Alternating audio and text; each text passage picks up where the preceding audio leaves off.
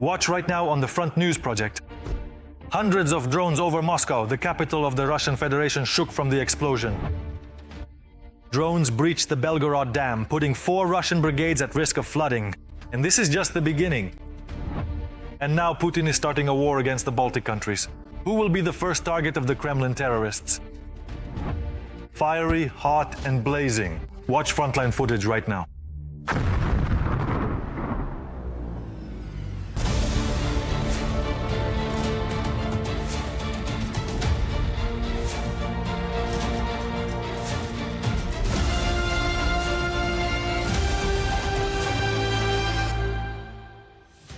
Hello, this is Sergei Malnev with you, and we're starting right away with the main topic.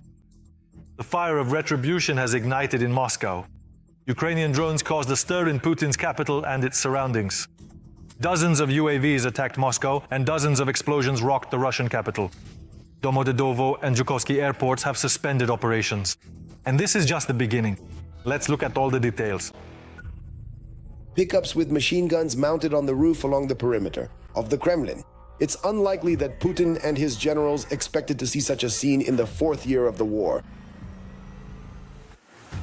This past weekend, Moscow and the surrounding region came under a massive drone attack. At night, Domodedovo and Zhukovsky airports were temporarily closed. By morning, their operations had been restored. During the attack in the Kommunarka area, explosions were heard and smoke was seen rising above the forest.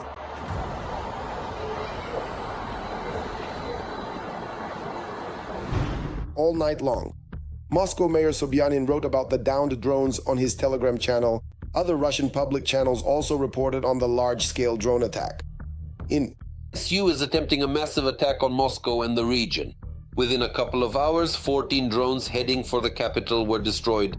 Explosions in the sky were heard in Domodedovo, Podolsk, Dubna, Ramenskoye, Kommunarka, Troitsk, and Kolomna.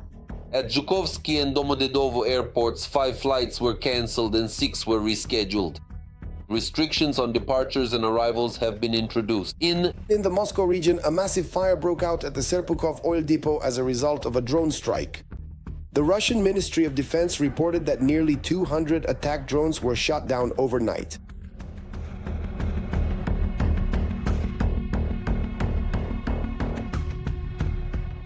This is not the first time that Russians themselves have recorded more than 40 drones heading toward Moscow. We are precisely trying to bypass the capital's air defense system, which is now deployed directly there. But we do understand that all of this exists, specific retaliatory strikes and probing actions, probing to determine how to deliver a more effective combined strike. Recently, Western media published a map of the air defense systems protecting the capital of the Russian Federation. But even through such dense defenses, Ukrainian drones managed to slip through. Because of this dense protection of Moscow, other regions and strategic facilities across Russia are suffering. Analysts clarify that the systems are constantly being relocated. But the majority are concentrated around Moscow, St. Petersburg, and Putin's residence in Valdai. There simply aren't enough systems to protect oil refineries and other strategic facilities in the regions. This is exactly what the Ukrainian armed forces are taking advantage of. In the Moscow region, explosions were heard near the airfield where Russian strategic aviation is based. The Sheikovka Strategic Aviation Air Base and Kaluga Airport in Russia's Kaluga region were also under attack. This is not the first massive drone attack on Moscow and other regions, even though the Russian Ministry of Defense always underreports the number of drones. Almost 200. That's a significant number, and it will only continue to grow.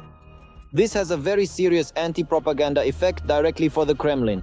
Let me remind you that one of the reasons for launching the so-called special military operation was the issue of guaranteeing the security of the Russian Federation itself, as Putin and his inner circle explained. We can see how the war is coming directly to Moscow. And not just to Muscovites. We see that the geography of Ukraine's drone attacks is expanding.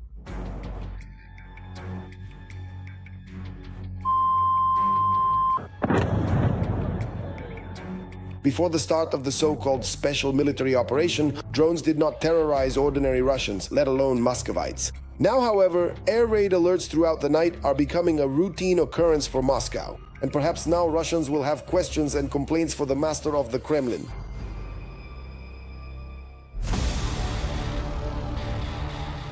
And now let's analyze the operational situation on the blazing Pokrovsk front line.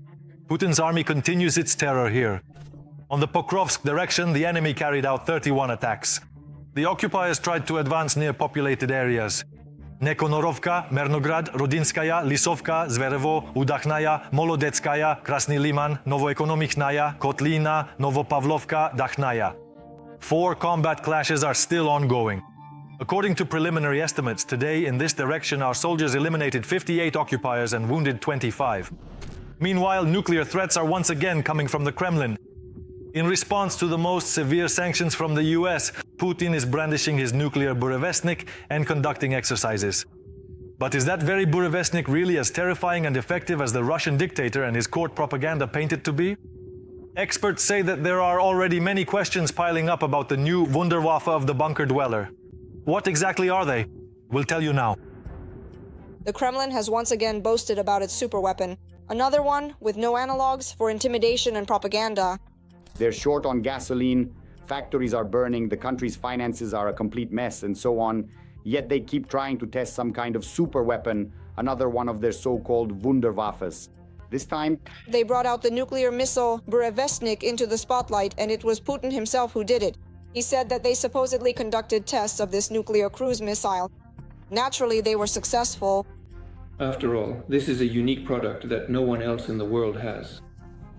Moreover, I remember perfectly well when we announced that we were developing such a weapon. Even then, specialists of the highest level and class, who are recognized for their expertise and years of experience, told me that yes, the goal is good and worthy, and it is something to be admired and respected. However, they also made it clear that, at least for the foreseeable future, achieving this goal is not possible. They explained that there are many challenges and obstacles that make it unachievable right now. And now, after all the hard work and dedication, the decisive test, which was an important milestone in this process, has finally been completed. The Burevestnik tests themselves supposedly took place on October 21st, according to Gerasimov's report. The results were supposed to inspire fear. During the flight, the missile performed all the required vertical and horizontal maneuvers, and thereby demonstrated high capabilities in bypassing missile defense and air defense systems. How many thousands of kilometers? 14,000. 14,000, and how long was it in the air? Well, about 15 hours. And that's not the limit? Not the limit. Obviously, this is how the terrorist state is responding to the sanctions imposed by the United States, and it would sound threatening if not for one nuance. It's the Russians themselves who should be afraid. The Burevestnik is by no means a new missile. Its development began in Russia back in 2001. However, it was Putin who publicly announced it, only in 2018. At that time, he claimed that the Burevestnik had an unlimited range and its flight path could be unpredictable. It would be worth clarifying what the consequences of a launch might be. After all, it's not for nothing. In the US, the Burevestnik was nicknamed the Flying Chernobyl. Vernobyl. A missile is dangerous because if the reactor is destroyed, if it's shut down, or if it crashes or has an accident, the area will be contaminated. A fairly large area. And no sane person wants that. That's why the Americans abandoned this anti-environmental project back then. The Kremlin wasn't interested in the consequences, so the development continued, and eventually a disaster did happen. remember, there was an explosion in Neonoxa, some kind of nuclear, unclear, not exactly nuclear, but some strange explosion after which the radiation level in Severodvinsk suddenly spiked. They say that it was their Burevestnik missile that blew up. This incident happened in 2019. It was at that time that the tests ended in a radioactive disaster. Employees of Rosatom and the Ministry of Defense were killed. However, this is far from the first case, and certainly not the last. When nuclear missile tests went far off plan, most recently, just in September of last year, another so-called unparalleled armata exploded. It exploded during a launch in the silo. Satellite images at the time recorded severe damage to the launch complex at the missile silo site. A huge crater. Returning to the Burevestnik, up until now there have been reports of 13 missile tests. Of those, only one is considered successful. On that occasion, the missile flew 35 kilometers, and the longest Burevestnik flight lasted only 2 minutes. That was precisely when it covered those same 35 kilometers. At the same time, the Kremlin, of course, never missed a chance to boast about successful tests without providing any evidence. Putin himself claimed a successful Burevestnik flight. Then in October of 2023, all of this, of course, was accompanied solely by words. And even if we assume, I'm not going to get into any special details or anything like that right now, that they actually managed to do it, even if we suppose they succeeded with a single unit, maybe two, it's something like the Oreshnik, which hardly anyone has actually seen yet, right? So even if they managed to make just one such missile, what's the point of it? Trump reacted instantly to the statement about the Burevestnik exercises and was not impressed by the nuclear club. On the contrary, he reminded everyone that there is a nuclear submarine off the Russian coast. And he called on Putin to focus on ending the war he started against Ukraine rather than on missile tests. I do not think what Putin is saying is appropriate. He should put an end to the war, a war that was supposed to last 1 week but is now in its 4th year. That's what he should be doing instead of testing missiles. But the Kremlin has no plans to stop its nuclear games. On the contrary, they are even threatening that the missile will soon be put into service with the Russian army. Putin has ordered preparations for the missile. It is expected that this could happen in 2 years, that is in 2027. But is there actually anything to deploy? Now let's move to the Alexandrovsky direction of the front. In this area, the aggressor also tries to destroy, kill, and maim. In the Alexandrivsky direction, Ukrainian units stopped 11 attacks by the occupiers in the areas of the branch's populated areas. Sosnovka, Novogorovka, Arestopol, Pavlovka. There is currently one military clash ongoing. Russia is ready to invade the Baltic states. This is being widely reported, including by the Western press. The Kremlin is essentially following the Ukraine 2022 scenario. Under the guise of fighting invented Nazism, Russia, having probed the weaknesses of NATO's eastern flank, is on the verge of invading Latvia. Our journalists have investigated when exactly this might happen. Representatives of NATO countries, particularly in Europe, and especially in smaller countries, really need to understand exactly what they're dealing with. After Ukraine, it's the Baltics. When Russian people are simply thrown out across the border, you see, these are very serious matters that directly affect the security of our country. Vladimir Putin is a threat not only to Ukraine's security, but also to independent states. Latvia officially denied permission for Putin's plane to fly through its airspace. This decision is not just a diplomatic gesture, it's a direct reminder to the Kremlin that for the civilized world, Putin is the subject of a Hague court warrant. And this was followed by a new provocation from the Kremlin. Russian military aircraft violated Lithuanian airspace. NATO fighter jets were scrambled to intercept. This is a blatant violation of international law and Lithuania's territorial integrity. This once again confirms the importance of strengthening the readiness of European air defense forces. Before this, Russian fighter jets were over Estonia. 2 more Russian aircraft appeared over the Petru-Baltic oil and gas platform in the Baltic Sea. Russia intensified provocations against NATO countries in September. The Kremlin systematically uses hybrid forms of aggression.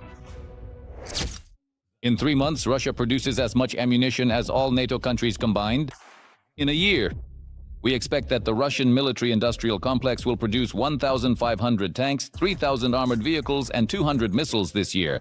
Iskander. And in just 5 years, Russia could be ready to go to war against NATO. For Putin, seizing Ukraine is not the goal, but a stage. His plans involve resurrecting the Soviet sphere of influence, where the independence of neighboring countries is seen as only a temporary misunderstanding. Here are the countries that were considered the most unfriendly, where in fact there are a lot of relocants, and yet Putin received 56.82% of the vote. In Estonia, 75.22%. In Latvia, 70.6%. In addition to military provocations, Russians are carrying out various cyber attacks. Estonia plans to increase its military spending to 5.4% of GDP over the next 4 years. And right now, Estonia is already strengthening its border with our country. Russia can come up with hundreds of pretexts for an invasion. The Kremlin has already found familiar narratives for the Baltic countries to justify its invasion. In fact, it really can be called fascism. Then, the authorities are doing everything possible to forcibly assimilate, including ethnic Russians and other peoples. Therefore, of course, everything that is happening now in Latvia is a tragedy. Jito, in fact, there are the same kind of criminals there. They openly declare the liberation of brotherly peoples, the granting of additional rights and freedoms, as well as support for Russian speakers. Already today, in the narratives of Kremlin propaganda, Narva is portrayed as a city where Russians are actively oppressed by Estonians. The Russian language is not taught as such, not even as an elective. And that's why I'm changing jobs, moving to an Orthodox gymnasium where the Russian language and culture are preserved. The Kremlin has already outlined plans to increase military production and deploy additional troops along their borders. This is reported by the Institute for the Study of War. Kremlin officials continue to apply the same approach to the Baltic countries, the same narratives that Russia has used to justify its invasions of former Soviet republics over the past 3 decades. The Kremlin continues to look for pretexts. The next excuse could be the Moscow-Kaliningrad passenger train, which passes through Lithuanian territory. The Kremlin is quite capable of using it as a pretext for invasion under the guise of saving peaceful citizens. No, there is no sense of alarm. There is an expectation of trouble. There could be a provocation staged in the Suwałki corridor on the border between Lithuania and Poland. This enclave is a real trap for Russia. The shortest supply route for troops there is by land, through Polish territory, past the city of Suwałki. In the west, it is believed that if war breaks out, Russia will definitely want to break through at this spot, a corridor to supply the Kaliningrad region. In Putin's vision of the world, not only the Baltic states and Ukraine must submit to Russia, but also parts of Poland and Finland. If Russia really wants to seize the Baltic states, it will have to do so very quickly. The threatened period, which usually precedes a war, will need to be shortened as much as possible in order not to reveal its intentions. Lithuania, Latvia, and Estonia are concerned about Russia's increasing military spending. That is why they are developing evacuation plans for their million-strong population in the event of a Russian invasion. At the same time, they firmly believe that NATO's Article 5 will still work. We've been having this conversation since February 2022, or even since March 2014, when Russia first attacked Ukraine and annexed Crimea. The US is no longer willing to defend Europe, as I say, for free. They want Europeans to do their share of the work. I believe this is the right thing. Of course, it's not easy because you have to cut losses. For example, less funding goes to education, healthcare, and social security.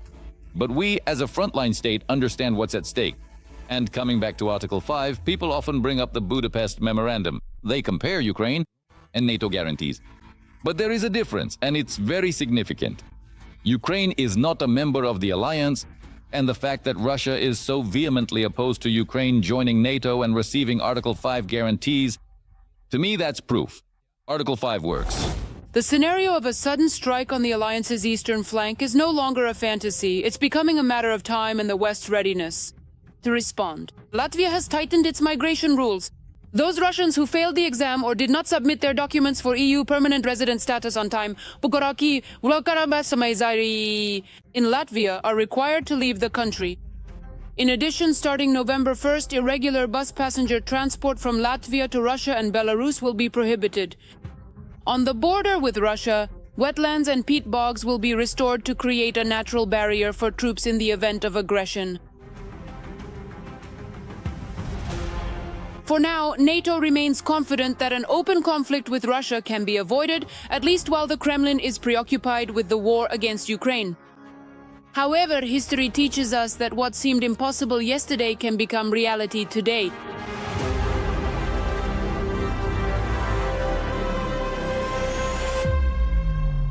Every voice matters. Join our community, support independent journalism and help us bring you the truth from Ukraine. Become a member of Ukraine Today. Join us now. And now, an analysis of the operational situation on the southern Slobodansky and Lyman directions of the front. The enemy army, and here, as usual, they're true to form. In the southern Slobodansky direction, the enemy assaulted the positions of our units in the areas of the settlements of Volchansk, Kamenka, as well as towards Balagovka. Ukrainian units repelled 7 attacks.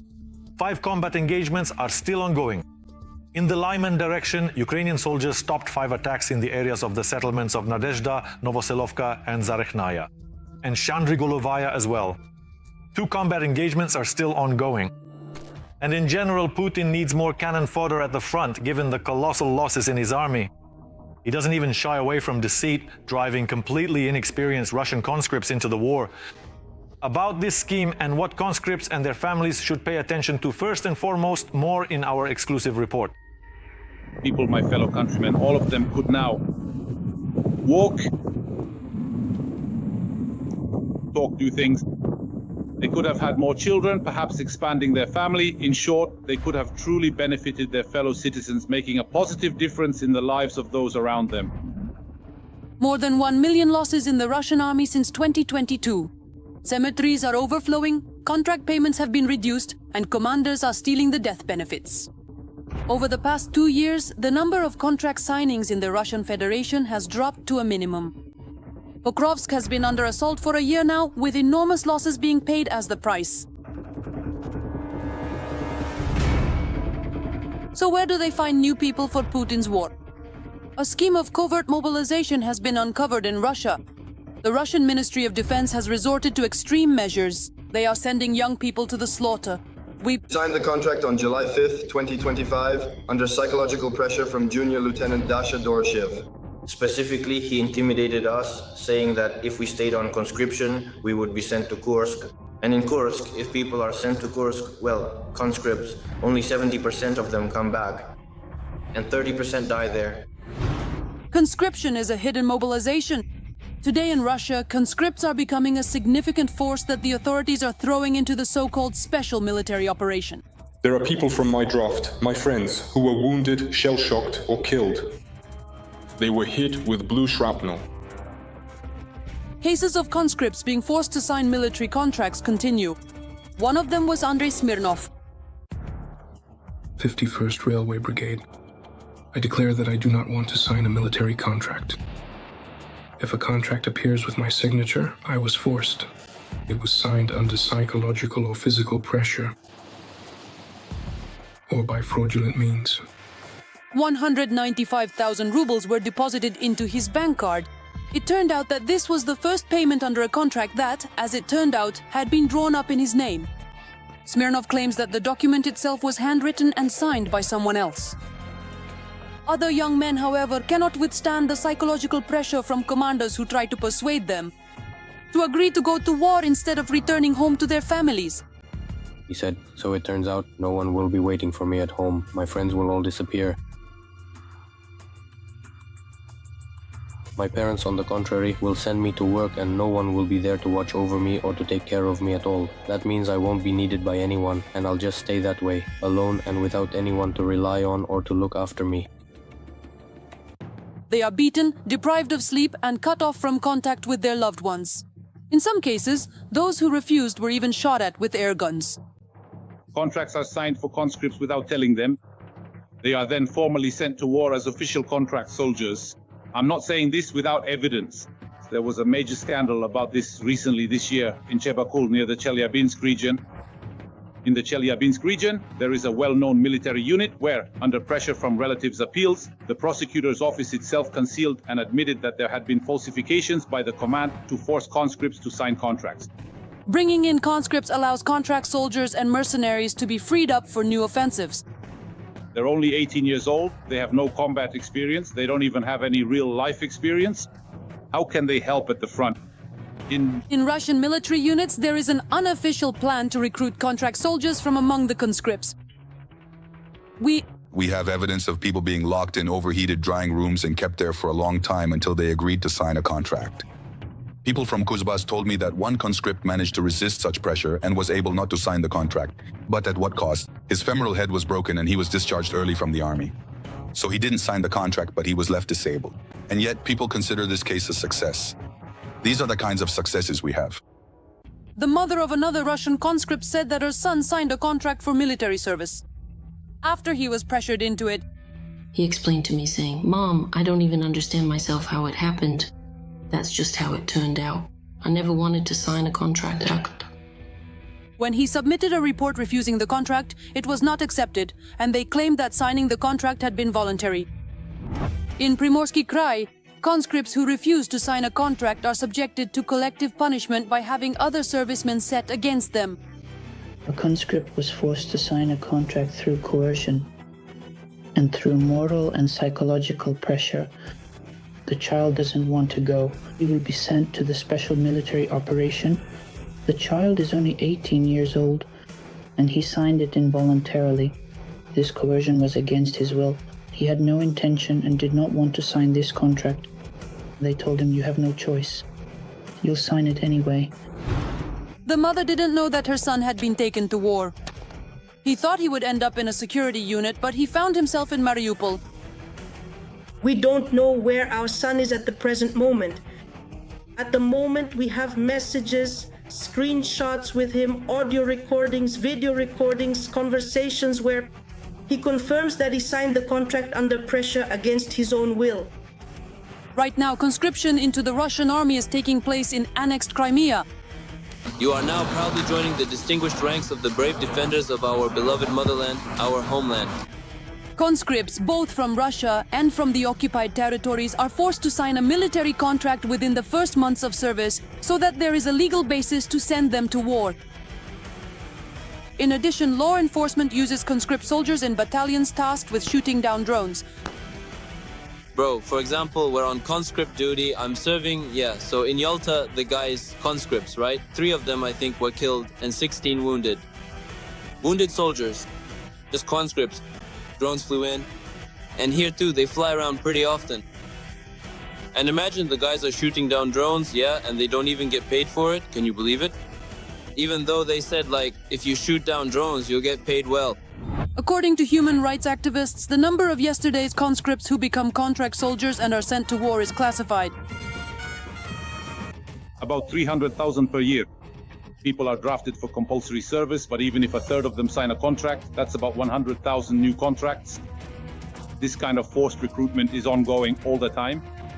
The Russian Ministry of Defense, in order to fulfill Putin's order, is plugging holes at the front with 18-year-old boys. But no one can help them avoid this. After all, Putin isn't even trying to stop the bloody slaughter.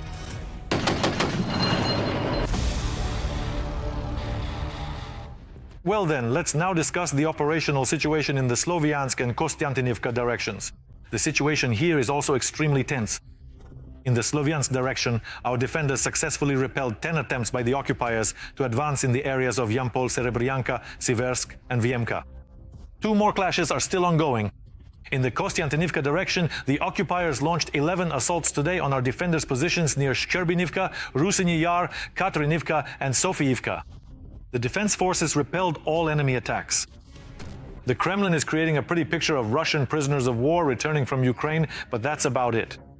Because in reality, Russian prisoners of war are sent straight back to the front after an exchange.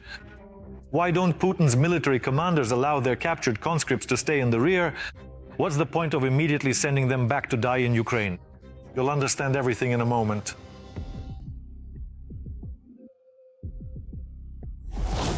Russian flags, smiling faces and neat clothing. This is how the Kremlin portrays the return of Russian prisoners of war to their homeland. Inside, I'm overwhelmed with emotions, very pleasant, warm feelings that I'll see my family, relatives, children, and loved ones. But will he? Because the happiness didn't last long. Did you go home after you returned? No. Do your parents know that you were captured a second time? Yes, they know. How? I wrote them a letter, and... How did it happen that you didn't make it home but ended up back in captivity? They sent me back to the war immediately. But before sending prisoners of war back to their deaths, they can still be tormented for another 2 hours with interrogations and polygraph tests in FSB units. It's surprising that it's so little that they last so short. Because let me remind you, today's Putin regime is the successor of Stalin's regime. And what's also amusing is that the time spent in captivity doesn't count toward the contract term. Interesting tactic by the Kremlin, isn't it? Putin just doesn't have enough cannon fodder. That's why everyone who can stand on their feet and take part in these meat assaults will be sent to these meat assaults. And accordingly, it's only natural for Putin that everyone who is exchanged will be sent back to the front. And no one is planning to let them go anywhere, because these are already the slaves that the regime has recorded as its own slaves. And of course, there is no rest, no meeting with relatives, or God forbid, any rehabilitation provided for in Russia. After all, you haven't fulfilled your duty to the end. Just imagine, for a moment, that they come home after being held captive by Ukraine, and they start telling what is happening at the front and what happened to them while they were prisoners in Ukraine. How they lived, actually ate, took walks, watched TV, read books, did what they enjoyed. And what will people say about Ukrainians after hearing their stories? Can you really let them interact with others? No, you can't. They have to be killed immediately. Also, everyone who goes to the so-called special military operation has a choice. Everyone is given instructions on how to act so as not to be captured. At first I thought it was a joke, you know, just some army thing. But actually, Siri, it's not a joke at all. These are several different ways that I should commit suicide in the unfortunate event that I am at risk of being captured by someone. And also, in principle, Russia creates the most comfortable conditions possible for its soldiers and provides everything they need. But apparently water didn't make it onto that list. we drink whatever we can and we'll figure it out as we go. Apparently, Putin doesn't really care about getting his own citizens back. Putin doesn't even consider them people. To him, they're just cannon fodder. And whether they have water or not doesn't matter to him. Well, if there's no water, they'll just drink from puddles. But the main thing is go and die for the Führer. Yes, Putin really does think there are plenty of people. And Russia's mobilization reserve is indeed large. He believes that his police apparatus, the FSB, the police, and so on, is enough to drag anyone to war, anyone they need, whenever they need them.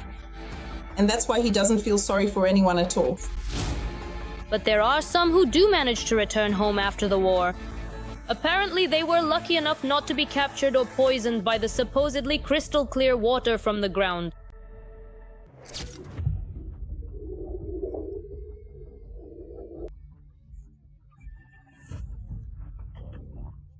Contract soldiers can have a set term, and when their contract ends, they can return. But of course, if someone was already in prison before the war, their mental state wasn't great to begin with. And after fighting in the war, they completely lost it, so there's nothing surprising about that. Let's remember that Pudel doesn't consider anyone human, so there's no need to care about them, and they receive no psychological help. At first, they promised to come back, and not empty-handed either. We'll come back. With victory. But in the situation of fighting to the death on the front lines for Putin's dreams, it would be good just to come back at all. But unfortunately, even that isn't provided for in Russia itself.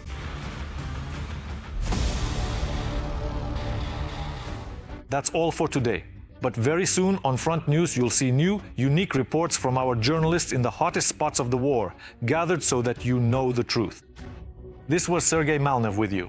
Take care of yourselves and your loved ones.